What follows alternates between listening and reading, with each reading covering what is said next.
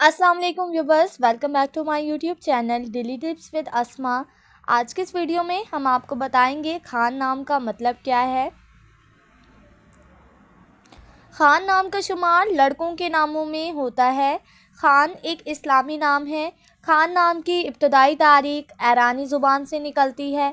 खान नाम के अफराद के लिए खुशकिस्मत नंबर 3 माना जाता है। माहिरीन के मुताबिक खान नाम के लड़के बहुत खुश मिजाज होते हैं। खान नाम का मतलब है अमीर, सरदार। खान नाम के लड़कों के लिए खुशकिस्मत दिनों में जुम्मा और सोमवार का दिन शामिल है। खान नाम के अफराद के लिए मुवाफिक रंगों में नीला और सब्ज रंग शामिल है। खान नाम के अफराद के लिए मुवाफिक पत्थरों में मरकज पत्थर शामिल है। खुशकिस्मती वाली धातों में हिंसों के हिसाब से चांदी शामिल है।